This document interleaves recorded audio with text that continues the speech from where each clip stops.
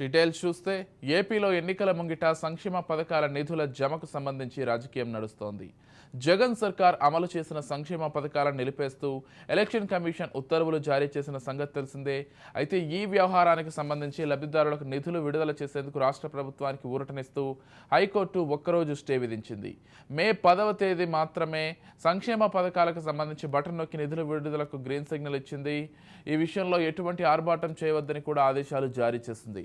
ఇది game changer అవుతుందని YCP భావిస్తోంది. కానీ ఇందులో ప్రభుత్వ చిత్తశుద్ధి లేదని, సంక్షేమ పథకాల విషయంలో ప్రజల అభిప్రాయం మారిందని, ప్రభుత్వానికి అమలు చేయాలని ఉద్దేశం ఉంటే ఎన్నికల నోటిఫికేషన్కు ముందే అమలు చేసి ఉండేదని విపక్షాలు చెప్పుకొస్తున్నాయి.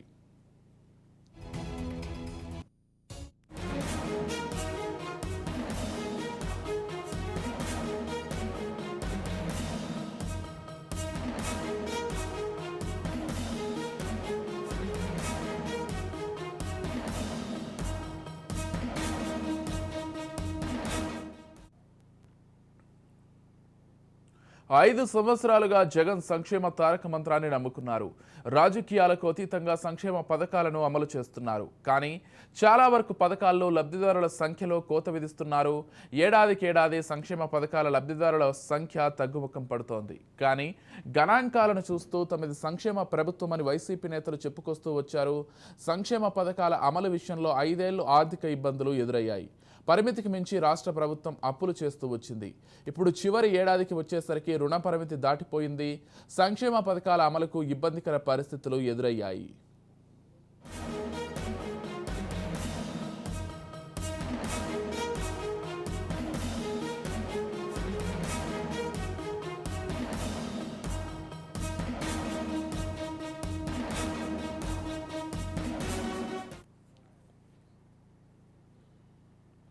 మరోవైపు కేంద్రంలో అధికారంలో ఉన్న బీజేపీ రాష్ట్రంలో టీడీపీ కూటమిలోకి చేరింది. దీంతో కేంద్రం నుంచి సహాయ నిరాకరణ సైతం ఎదురయ్యింది.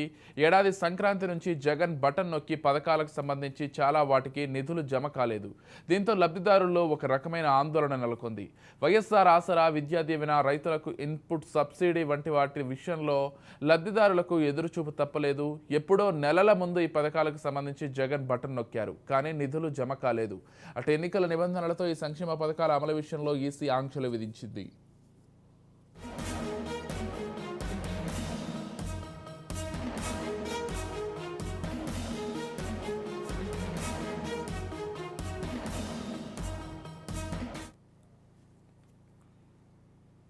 అయితే దీని వెనుక కూటమి హస్తం ఉందని వైసీపీ ఆరోపించడం ప్రారంభించింది. అయితే ఎన్నికల నోటిఫికేషన్కు నెలల ముందు బటన్ నొక్కి పథకాలను నిధులు జమ కాకపోవడం ఏమిటన్న ప్రశ్న ఉత్పన్నమైంది. కూటమి సైతం ఇదే విషయం లేవనెత్తింది. అయితే సంక్షేమ పథకాల అమలు విషయంలో జగన్కు క్రెడిబిలిటీ ఉండడంతో ఎక్కువ శాతం మంది ప్రజలు నమ్ముతూ వచ్చారు. అదే సమయంలో ప్రభుత్వ వ్యతిరేక వర్గాలు, బాధిత వర్గాలు మాత్రం పథకాల అమలు విషయంలో ప్రభుత్వ చిత్తశుద్ధిని శంకిస్తున్నారు. ప్రభుత్వానికి చిత్తశుద్ధి ఉంటే బటన్ నొక్కిన 2-3 రోజుల్లో నిధులు జమ చేసేది అని చెప్పుకొస్తున్నారు.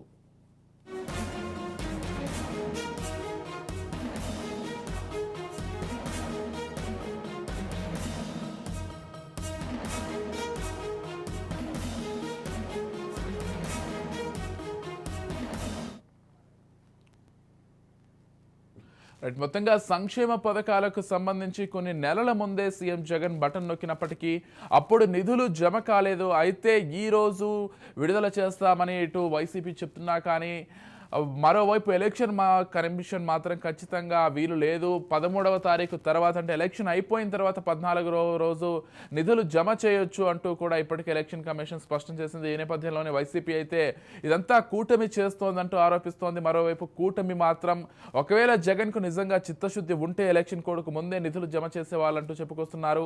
మొత్తంగా రాష్ట్ర రాజకీయం మొత్తం కూడా నిధుల జమకు సంబంధించి తిరుగుతోందని చెప్పుకోవాలి. మొత్తం ఇదే అంశానికి సంబంధించి పూర్తి సమాచారం అందించడానికి మా ప్రతినిధి రమేష్ ఫోన్ ద్వారా సిద్ధంగా ఉన్నారు. చెప్పండి రమేష్.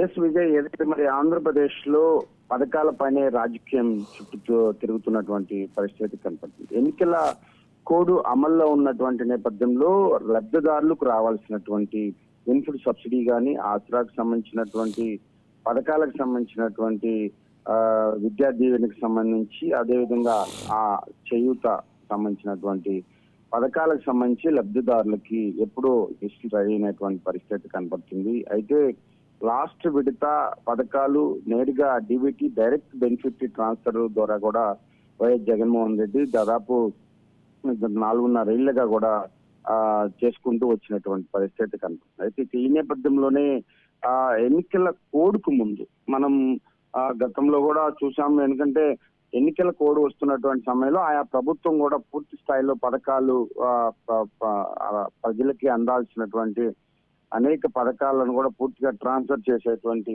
అవకాశం అయితే ఉంటుంది. అయితే ఈ నేపథ్యంలోనే వైఎస్ జగన్మోహన్ రెడ్డి ప్రచారంలో భాగంగా ఎన్నికల ప్రచారంలో భాగంగా లబ్ధిదారులకు ఇవ్వాల్సినటువంటి డీబీటీ ద్వారా వెళ్లాల్సినటువంటి మొత్తం కూడా ఆపేశారంటూ కూడా ఎన్నికల సంఘానికి అప్పీల్ చేసుకున్నటువంటి పరిస్థితి కనపడింది. అయితే ఎన్నికల సంబంధించి చేసినటువంటి అప్పీల్ కి పూర్తిగా కూడా నిరాకరించింది ఎన్నికల కమిషన్. అయితే 13 తర్వాతే ఈ పథకాలు నేరుగా ప్రజల్లోకి తీసుకువెళ్లాలని చెప్పి కూడా ఇప్పటికే ఎన్నికల సంఘం ఒక ఆదేశాలు అయితే జారీ చేసినటువంటి నేపథ్యంలో అయితే దీనిపైన మహిళలు కూడా కోర్టుకు వెళ్ళినటువంటి పరిస్థితి కనపడుతుంది. కోర్టు పూర్తి స్థాయిలో పథకాలపైన అనేక చర్చ అయితే జరిగినటువంటి పరిస్థితి కనపడుతుంది. అయితే ఏదైతే ఈ లబ్ధిదారులకు వెళ్లాల్సినటువంటి పథకాలపైన అనేక విమర్శలు అయితే చేసుకుంటున్నటువంటి పరిస్థితి కనపడుతుంది. విపక్షాలు అధికార పార్టీకి సంబంధించి కూడా మాటల యుద్ధం కొనసాగుతున్నటువంటి పరిస్థితి కనపడుతుంది.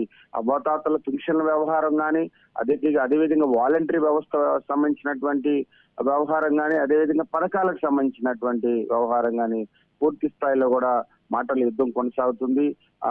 ఖచ్చితంగా అటు అధికార కూటమి ఈ పథకాలని ప్రజలకి లబ్ధిదారులకు అందకుండా ఆపారంటూ కూడా మరి విమర్శలు చేస్తున్నటువంటి పరిస్థితి కనపడుతుంది. అయితే ఇదే క్రమంలో టీడీపీ కూడా తీవ్రంగా తిప్పికొడుతున్నటువంటి పరిస్థితి కనపడుతుంది. జగన్మోహన్ రెడ్డి ఖజానా పూర్తిగా ఖాళీ అయినటువంటి నేపథ్యంలో ఎక్కడ చూసినా గతంలో కూడా మనం పథకాలకు సంబంధించి కూడా డీబీటీ డైరెక్ట్ బెనిఫిట్ ట్రాన్స్ఫర్ ద్వారాగా జగన్మోహన్ రెడ్డి గతంలో ట్రాన్స్ఫర్ చేసినటువంటి అనేక సమయాల్లో కూడా మనం పరిశీలిస్తే కొంతమంది విద్యా దీవెనకు సంబంధించి కానీ అటు ఆటో డ్రైవర్స్ కి సంబంధించి కానీ రైతు భరోసా ఆసరాకు సంబంధించి కూడా మరి ఇన్పుట్ సబ్సిడీ వ్యవహారంలో కానీ ఏదైతే మరి 1వ తారీఖు డీబీటీ ద్వారా ట్రాన్స్ఫర్ చేసినా కనీసం 15వ తారీఖు లాస్ట్ మంత్ వరకు కూడా ఒక్కొక్క నెలలో లబ్ధిదారులకి ప్రతిరోజు కూడా మరి బ్యాంకుల చుట్టూ తిరిగి డబ్బులు ఇంకా పడలేదంటూ కూడా అనేక విమర్శలు అయితే వినిపించినటువంటి పరిస్థితి కనపడుతుంది. అయితే కేవలం జగన్మోహన్ రెడ్డి అక్కడ కేంద్రంలో వచ్చినటువంటి నిధులకు సంబంధించి అనేక నిధులు కేంద్రం నుంచి అనేక శాఖలకు సంబంధించి పంచాయతీ రాజ్ శాఖకు సంబంధించి కానీ అటు మున్సిపల్ శాఖకు సంబంధించి అనేక నిధులని కూడా మరి ప్రభుత్వం నుంచి వచ్చినటువంటి నిధులని మళ్లించినటువంటి పరిస్థితి కనపడుతుంది. కేవలం ప్రజలకి పథకాలు అందిస్తేనే ఓటేస్తారంటూ కూడా మరి జగన్మోహన్ రెడ్డి ముందుకు సాగుతున్నటువంటి నేపథ్యంలో పథకాల పూర్తిగా కూడా ఖచ్చితంగా డైవర్ట్ అయినటువంటి పరిస్థితి కనపడుతుంది. ఇవాళ పంచాయతీ వ్యవస్థ నిర్వీర్యమైనటువంటి పరిస్థితి కనపడుతుంది. ఇవాళ గ్రామాల్లో సరైన కాలువలు తీసేటువంటి పరిస్థితి లేదు. కనీసం ఒక స్ట్రీట్ లైట్ వేయలేని పరిస్థితి పంచాయతీ సర్పంచ్ ఉన్నటువంటి పరిస్థితి కనపడుతుంది. ఇవాళ గ్రామాల్లో పంచాయతీ సర్పంచులు నిధులను కూడా కనీసం ఒక్కొక్క పంచాయతీకి ఎప్పుడు కూడా జనరల్ ఫండ్స్ 20 నుంచి ₹1,00,000 వరకు జనరల్ ఫండ్స్ ఉన్నటువంటి పరిస్థితి. ఇవాళ పంచాయతీలు ₹1 కూడా లేనటువంటి నేపథ్యంలో గ్రామాల్లో పూర్తిగా కుంటుపడినటువంటి పరిస్థితి. గ్రామాల్లో డొంక రోడ్లకు రావాల్సినటువంటి నిధులు కూడా పూర్తి స్థాయిలో పథకాలకు మళ్లించినటువంటి పరిస్థితి. నిధులు కేంద్రం నుంచి వచ్చిన నిధులు కానీ ఇటు రాష్ట్ర ఖజానా నుంచి వచ్చినటువంటి నిధులు ఎన్ని నిధులు మళ్లించినా గానీ మరి సంక్షేమ పథకాలకి ఇవ్వలేని పరిస్థితి కనపడుతుంది. కేవలం వైఎస్ జగన్మోహన్ రెడ్డి ప్రభుత్వం మేకపోతూ గాంభీర్యంగా పథకాలు ఇస్తున్నామని చెప్పుకున్నప్పటికీ చాలా చోట్ల కూడా అనేక కంప్లైంట్స్ వస్తున్నటువంటి పరిస్థితి కనపడుతుంది. పూర్తి స్థాయిలో డీబీటీ ద్వారా వేసినటువంటి అమౌంట్ మాకు చేరలేదంటూ కూడా ప్రజల నుంచి అటు లబ్ధిదారుల నుంచి వినిపిస్తున్నటువంటి పరిస్థితి. ఇదే విషయాన్ని అటు విపక్షాలు అటు ఓట్ బ్యాంక్ గా మార్చుకున్నటువంటి పరిస్థితి కనపడుతుంది. ఇదే క్రమంలో ఖచ్చితంగా మేము వేయటానికి రెడీగా ఉన్న Right. కూటమి అడ్డుకుంటుందంటూ కూడా అధికార పార్టీ విమర్శిస్తున్నటువంటి పరిస్థితి. ఏది ఏమైనా ఎన్నికల సమయం, కొన్ని గంటలు మాత్రమే ఎన్నికల సమయం ఉన్నటువంటి నేపథ్యంలో అటు విపక్షాలు, అధికార పార్టీ గాని ప్రతి అంశాన్ని తను వారికి అనుకూలంగా వ్యవహరించుకున్నటువంటి పరిస్థితి ఖచ్చితంగా ఉంది. ఏది ఏమైనా 13 తర్వాత ఈ లబ్ధిదారుల మొత్తానికి కూడా మరి డిబిటీ ద్వారా గానీ అటు రాష్ట్ర ప్రభుత్వం ఒక నిర్ణయం తీసుకొని వేసేటువంటి అవకాశం అయితే ఖచ్చితంగా కనపడుతుంది. Right, thank you Ramesh.